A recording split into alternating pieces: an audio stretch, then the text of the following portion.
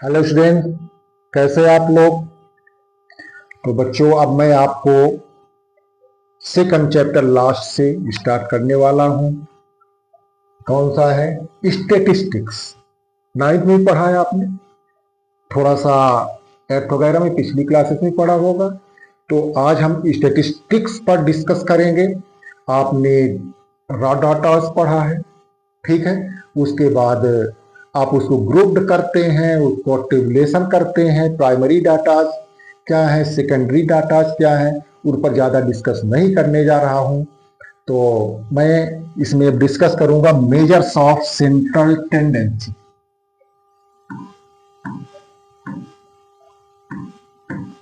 Measures of central tendency.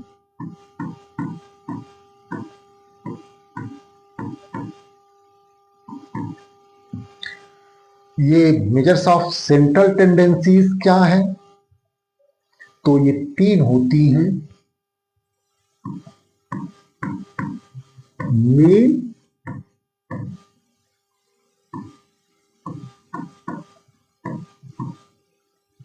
Median,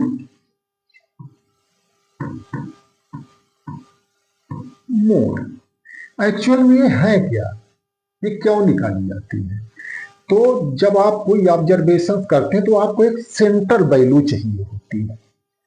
जैसे हम पूछ दें कि आपकी स्कूल की, आपकी क्लास का एजुकेशन स्टैंडर्ड क्या है, एजुकेशन लेवल क्या है, ठीक है। तो कोई आदमी जाएगा आपकी क्लास में, जाएगा इंटर करेगा, सबसे आपको प्रीवियस क्लास का या पिछले वाले टर्म का रिजल्ट पूछ लेगा, उसको पता चल जाएगा। लेकिन ये डाटा क्या आसान होगा, 40 बच्चे हैं तो 40 नंबर आ जाएंगे। कोई 40, 30, 50 इस तरह से, कोई 60, 80 में अगर है तो 78, 75, इस तरह से 40 नंबर्स आपके पास हैं। अब कोई आपसे पूछे कि आपकी क्लास का एजुकेशन लेवल क्या है, मान लीजिए मैथ्स में क्या लेवल है, तो आप सबके नंबर बताते बैठेंगे तो क्या वो समझ पाएगा? नहीं समझ पाएगा। एक हमें सेंट्रल नंबर चाहिए जो बता देने पर क्या हो, सामने वाले को एक अनुमान लग जाए कि बच्चे बस इसी के आसपास हैं। वो है मेजर्स ऑफ सेंट्रल टेंडेंसी। उनमें से मीन है, मीडियन है, मोड है, ठीक है। तो चलिए पहले मीन पर डिस्कस करते हैं। मीन क्या है? मीन, मीन कुछ नहीं है, सिंपली ये एवरेज है। मीन क्या है? सिंपली एक एवरेज है, ठीक है। एवरेज क्या होता है? Sum of observations upon number of observations. अब कई तरह की सीरीज आपके पास होंगी। अगर इंडिविजुअल सीरीज की बात करें, ठीक है, इंडिविजुअल सीरीज की बात करें तो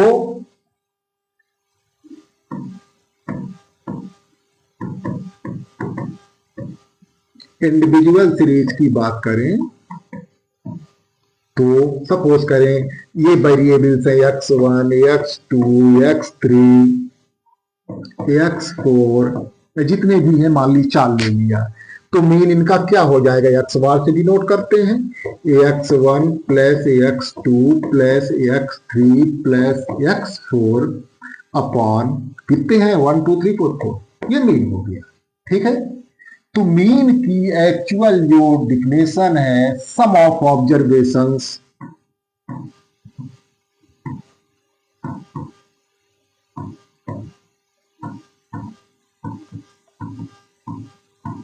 अपॉन नंबर ऑफ ऑब्जर्वेशंस।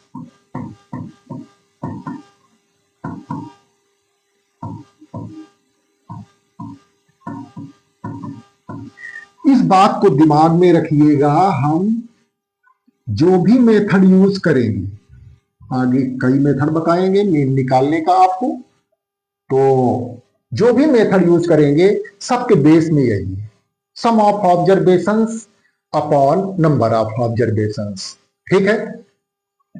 तो चलिए देखते हैं मेथड क्या है। सम ऑफ, ये तो डायरेक्ट मेथड के लिए ही हो गया, ये इंडिविजुअल सीरीज के लिए हो गया। अब सीरीज होती है डिस्क्रीट और ग्रुप्ड, डिस्क्रीट और ग्रुप्ड, ठीक है। तो डिस्क्रीट और ग्रुप्ड में क्या फर्क है, डिस्क्रीट सीरीज और ग्रुप सीरीज में क्या फर्क है, ये देखना है। तो ग्रुप्ड सीरीज में आपको लोअर लिमिट अपर लिमिट दी रहती है। डिस्क्रीट की अगर बात करें तो एक सिंगल वेरिएबल रहता है और सिंगल फ्रीक्वेंसी रहती है। तो मेथड देखता हूं कितने मेथड हैं आपके मीन निकालने के लिए। एक डायरेक्ट मेथड हो गया,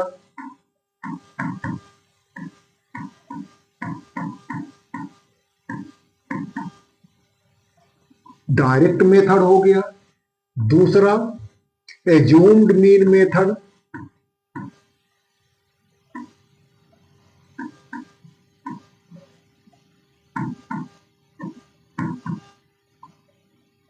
और तीसरा मेथड हो गया स्टेप डेविएशन मेथड।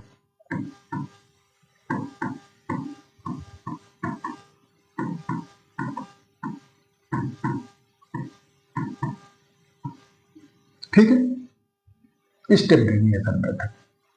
अब डायरेक्ट मेथड से स्टार्ट करते हैं। डायरेक्ट मेथड क्या है? ठीक है, 3 मेथड हो गए।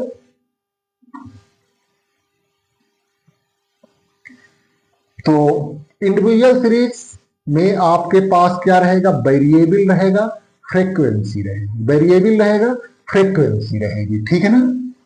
वेरिएबल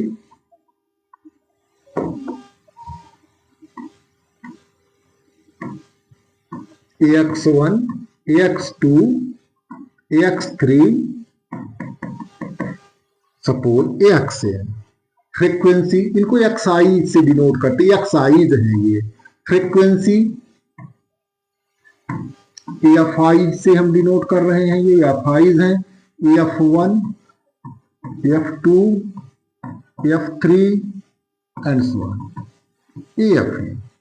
इसका मतलब क्या हुआ? अभी पिछले क्वेश्चन में, पिछले एग्जाम्पल में X1 सिंगल टाइम्स आया था, एक बार आया था। X2 एक ही बार आया था, X3 एक ही बार आया था, X सभी एक एक बार आए थे।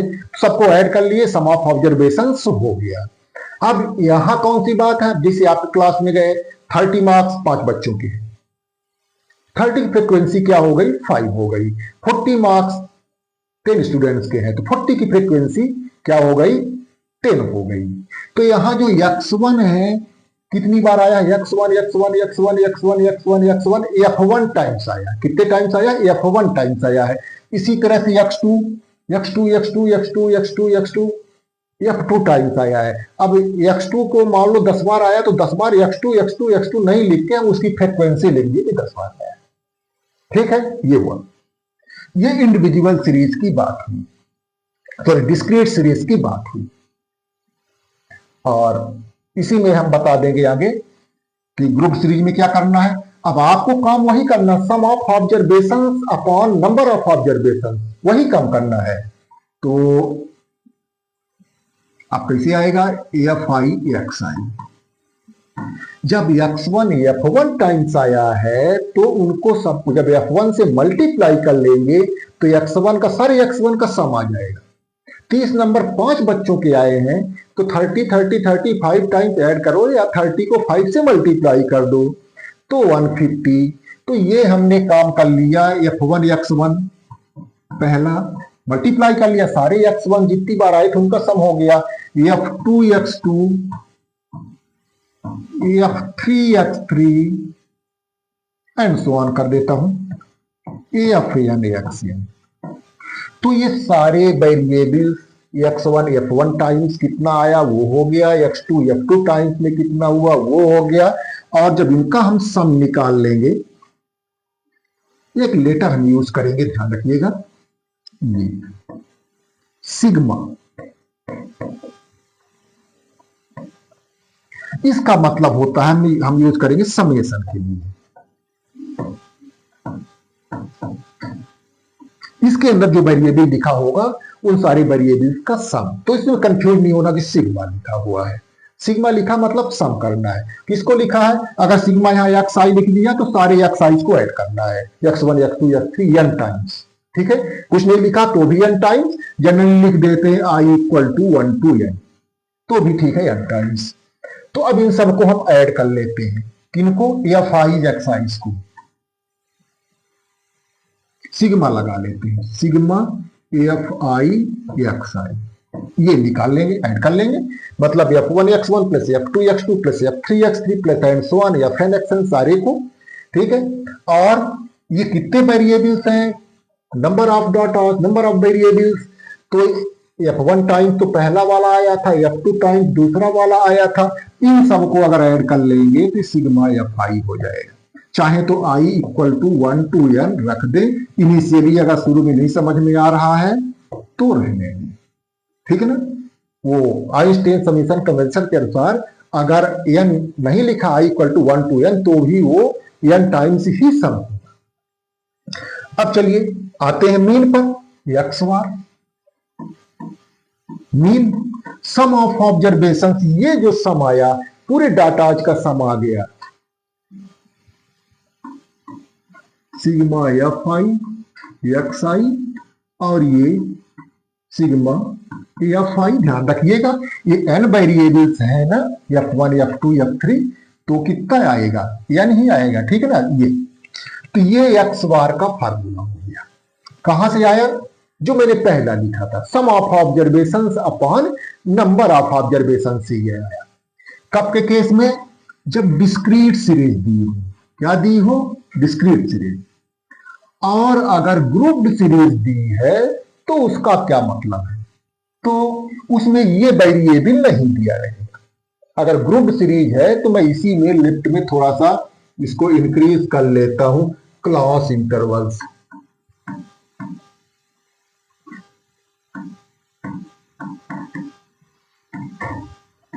ठीक है ना।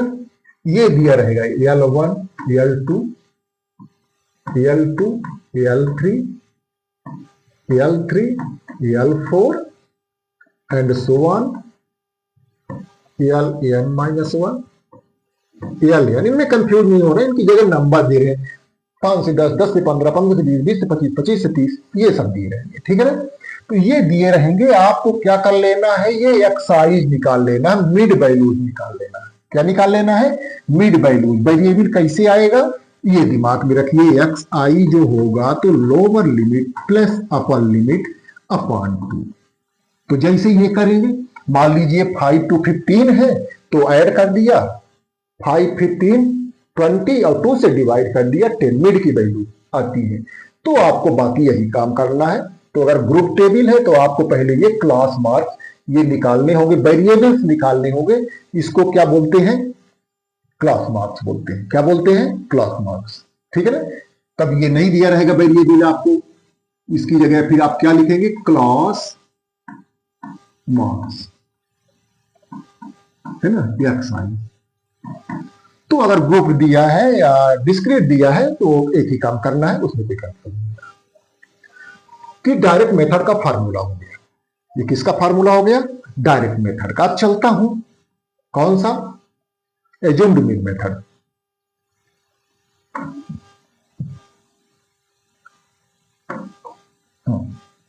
Assumed mean method second method जो है,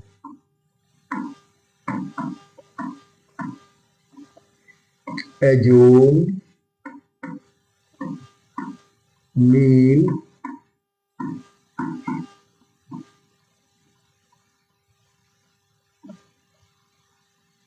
तो हम एज्यूम्ड मीन मेथड क्यों यूज करें, क्यों यूज करेंगे, क्या जरूरी है। अरे बहुत सारे तो रूल हो गए थे, डायरेक्ट मेथड से तो ऑटोमेटिक मीन निकल ही आता था, तो काहे को हम एज्यूम्ड मीन मेथड पढ़े, काहे को हम स्टेप डेविएशन पढ़े, ठीक है ना। तो उसको बताता हूं क्यों पढ़ना है। पढ़ना इसलिए है, अगर डाटा बड़े ऑड डाटा हो गए, एफ आई एक्स आई ऐसे नंबर हुए जिसको रफ में ही मल्टीप्लाई करने से पता चले। सपोज करिए कि एक्स आई है 235 और एफ आई है 14, इंटू करना पड़ेगा। फिर ऐसे सेकंड लाइन, फिर थर्ड लाइन, फिर फोर्थ लाइन, इस तरह से अगर अनइवन डाटा आपको मिल गए और बार बार मल्टीप्लाई करना पड़ा, बहुत ज्यादा कैलकुलेशन करना पड़ा, तो कर लेंगे आप, बन जाएगा। मैं जानता हूं आपसे बन जाएगा, 3 घंटे में आप ये क्वेश्चन पूरा कर लेंगे। और फिर आपको पता है जब 3 घंटे में ये क्वेश्चन पूरा करेंगे तो 5 नंबर का 5 मिलेगा, छठवें का जुगाड़ नहीं होगा। इसलिए हमें एज्यूम्ड मीन मेथड भी करनी होती है। वो क्वेश्चन पर हम डिसाइड करेंगे कि हम कौन सा मेथड अप्लाई करें। तो इसमें वही क्लास इंटरवल रहेगा, क्लास इंटरवल उसी तरह का रहेगा, ठीक है। और एफ आई रहेंगी आपके पास फ्रीक्वेंसी, ठीक, L1, L2, L2, L3, L3, L4 and so on, Ln-1 Ln, ठीक है ना। फ्रीक्वेंसी सपोज दी रहेगी, पहले का F1, दूसरे का F2, तीसरे का F3, लास्ट वाले का भी इसी तरह से Fn। तो हमने कहा था कि चाहे ग्रुप सीरीज हो और चाहे डिस्क्रीट हो, हम उसको जैसे इसकी मिड वैल्यू निकाल लेंगे जिसको क्लास मार्क्स कहते हैं। वो कैसे निकालेंगे क्लास मार्क्स?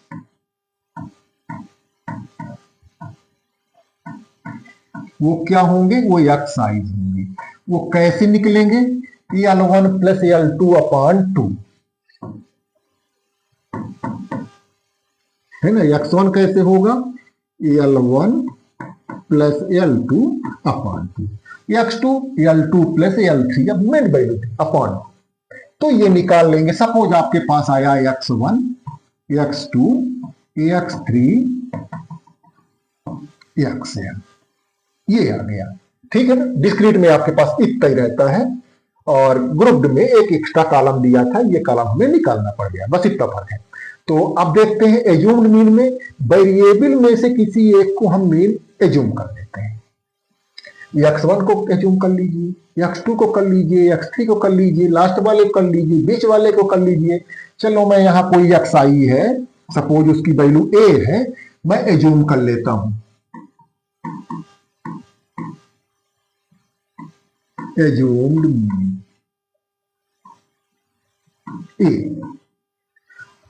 तो करना उचित क्या होगा, किसको करें? तो जो हमारे डाटाज है उनमें से बीच वाले की वैल्यू, जस्ट मिड की नहीं है, मिड से आगे पीछे की भी हो सकती है। इवन डाटा तो मिड में तो कोई आएगा नहीं, अगर 8 है तो मिड में एक सिंगल नंबर नहीं आएगा, 9 है तो मिड में एक सिंगल आ जाएगा। तो अब मिड के आसपास किसी को एज्यूम कर सकते हैं। और ऐसे देखिए कैसा करना चाहिए, जैसे डाटाज है आपकी एक्साई है 10 है, 12 है, 15, 18, 25 है, 50 है, 75 है, 100 तक है। तो अब 50 के आसपास मेरे जो वेरिएबल उसी को मान लीजिए, ठीक है ना। ऐसा मानने से क्या होता है? कैलकुलेशन कम होता है। हमको कैलकुलेशन कम करना है, कैलकुलेशन को मिनिमाइज करना है। अब आपको अगला काम करना है क्या? आपको डिफरेंस निकालना है। डी आई लिखते हो, कैसे निकालेंगे? एक्स आई माइनस एज्यूम्ड मीन ए, ये निकालेंगे। सब में माइनस कर दीजिए, सब में सेपरेट कर दीजिए। x1 माइनस ए, x2 माइनस ए, x3 माइनस ए।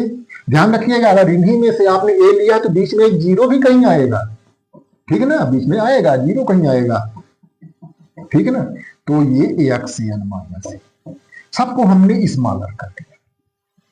मल्टीप्लिकेशन करने की तुलना में क्या करना आसान है? सब्ट्रैक्ट करना आसान है। ये नंबर्स कम है, बहुत कम हो जाएगा, काफी छोटा हो जाएगा। अब जो काम हम एक्साइज के साथ करते थे, अब हम वो एक्साइज के साथ नहीं करेंगे, ठीक है। अब वो काम हम किसके साथ करेंगे? इस डी आई के साथ करेंगे, जो कैसे आया है एक्स आई माइनस ए करने पर। यानी हमें करना है एफ आई डी आई, ठीक है ना। ये D1 है, दूसरा D2 है, तीसरा D3 है और इसी तरह से लास्ट वाला क्या है? DN है। तो हमें एफ डी आई कर लेना है, यानी F1 D1, F2 D2, F3 D3, Fn DN। अंतिम में हमें काम वही करना है, सम ऑफ ऑब्जर्वेशन ही निकालना है। तो अब देखें, सम में माइनस हो गया, n टाइम्स माइनस हुआ, n डाटा थे, n टाइम्स माइनस हुआ है, n टाइम्स माइनस हुआ है, ठीक है ना। अगर ये n डाटा थे तो कितने टाइम्स माइनस हुआ है? n टाइम्स, सम में माइनस हो गया, सम में माइनस हो गया ये a। अब हम सम ऑफ ऑब्जर्वेशंस कैसे निकालेंगे? ठीक है, सम ऑफ ऑब्जर्वेशंस यानी एक्स बार निकालना है।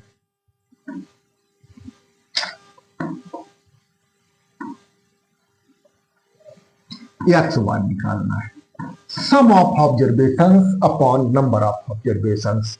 तो ये तो लिख ही ले, ये सारी डी आईज का सम हो गया है।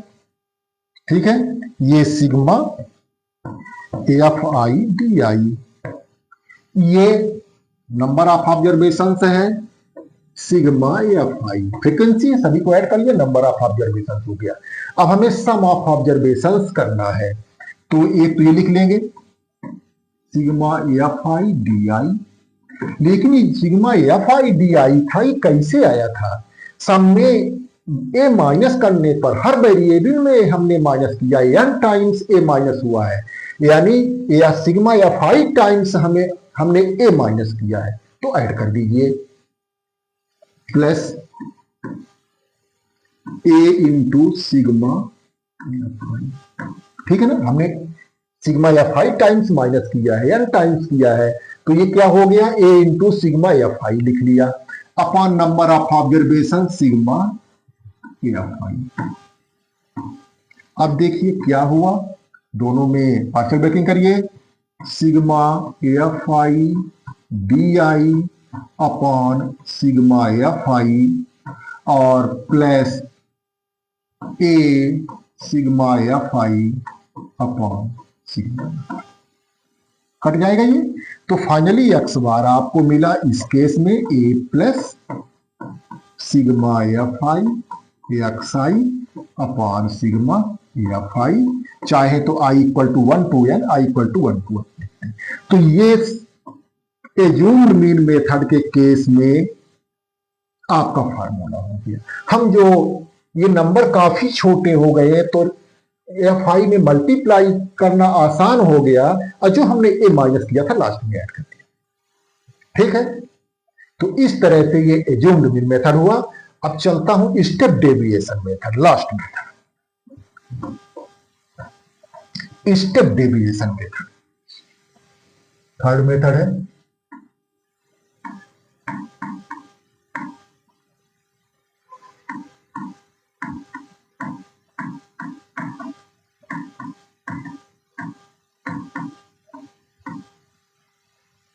स्टेप डेविएशन मेथड उसी तरह से आपके क्लास इंटरवल्स होंगे, L1 L2 L2 L3 L3 L4 and so on Ln-1 Ln। ठीक है ना, आपके पास फ्रीक्वेंसी होगी,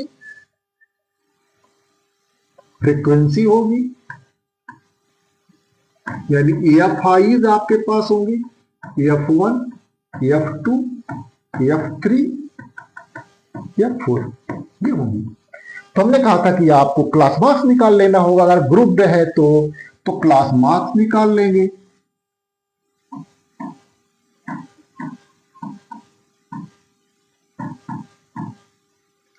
क्लास मार्क्स एक्स आई, तो मान लीजिए x1 x2 x3 and so on x4। कैसे आया? L1 प्लस L2 अपॉन 2 करने पर x1 आया, L2 प्लस L3 अपॉन 2 करने पर x2 आया, इसी तरह से बाकी सारे।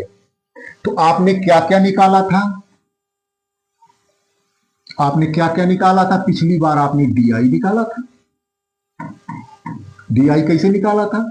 xi माइनस ए, ठीक है, xi माइनस ए। मैंने लिख दिया था कि एज्यूम्ड मीन,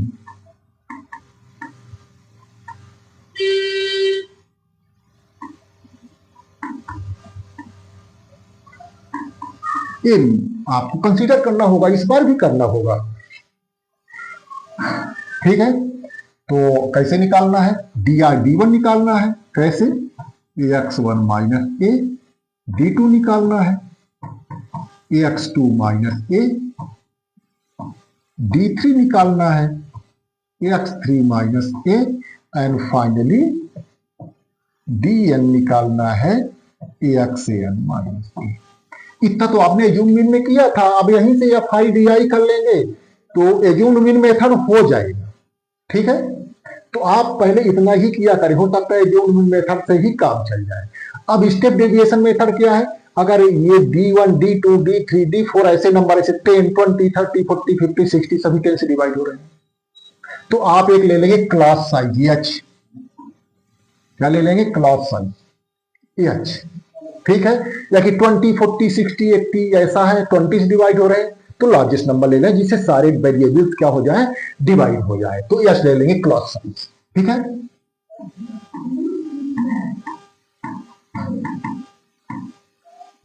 क्या ले लेंगे, h। और अब एक स्टेप और बढ़ा लेंगे ui।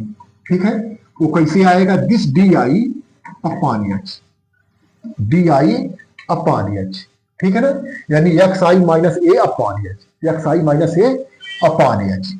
तो यहां आपको पहले में u1 मिल जाएगा, x1 माइनस ए अपॉन h, u2 मिल जाएगा x2 माइनस ए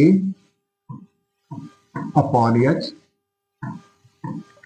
u3 मिल जाएगा x3 माइनस ए अपॉन, सभी को s से डिवाइड करिए, बहुत छोटा हो जाएगा नंबर, और फाइनली un मिल जाएगा axn माइनस ए अपॉन h।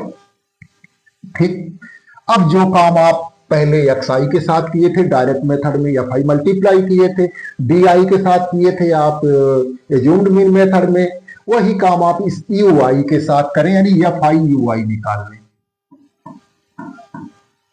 ठीक है ना, f1 u1 f2 u2 f3 u3 and so on fn un। ठीक, नंबर ऑफ डाटास तो यहीं से आपके आएंगे, समेशन fi जो भी आएगा यार। अब यहां हम ऐड कर लेंगे क्या, समेशन fi ui। ठीक, ये निकाल लेंगे, ऐड कर लेंगे। अब हम मीन के लिए चलते हैं उसी बात पर ना, x bar sum of observations upon number of observations. Sum of observations कैसे आएगा, एक तो समेशन fi ui रखेंगे, और ये कैसे आया था, हमारे डाटाज को h से डिवाइड करने पर आया था, तो h टाइम्स हमारा सम कम हो गया। हमने सभी को क्या किया था, h से डिवाइड किया था, तो जो हमारा सम आया वो 1 अपॉन h हो गया, h टाइम्स लेस हो गया। इसमें इंटू h भी मैं कर लेता हूं। ठीक है, अब प्लस जो माइनस किया था ए पिछली बार जैसे वो रखेंगे, यानी a into summation fi।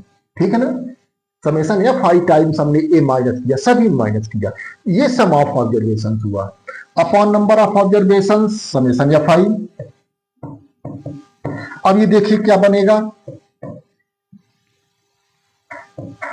Partial breaking कर दिए, इसमें अलग h summation fi ui upon summation fi अब plus a summation fi upon summation fi। तो ये तो कट गया समेशन fi। तो अब फाइनल आपको क्या मिला, xor की वैल्यू क्या मिली, a plus h into summation fi ui upon summation. तो ये स्टेप डेविएशन के केस में आपको क्या मिल गई, एक्स बार एज्यूम वो मीन का अर्थमेटिक मीन की वैल्यू। तो तीनों केसेस में हमने डिस्कस किया। तो अगर हम यहां देखिए काम क्या करेंगे, हम ये किए, इतना किए, अगर ये नंबर हमको छोटे लग रहे हैं तो हम डायरेक्ट मेथड यूज कर लेंगे, अगर हमें बड़े लग रहे हैं तो हम एक स्टेप बढ़ा लेंगे, यहां से कर लेंगे। अब यहां से हमको करना आसान हुआ है अगर किसमें, एज्यूमिंग मेथड में, तो ठीक है यहां से कर लेंगे। और लगा कि नंबर बड़े हैं 40 50 60 ऐसे दिया है, एक ही नंबर डिवाइड हो रहा है, तो इतना कर लेंगे। फार्मूले में थोड़ा थोड़ा तो फर्क है, तो इस तरह से एक्सरसाइज पर हम कल क्वेश्चन देखेंगे।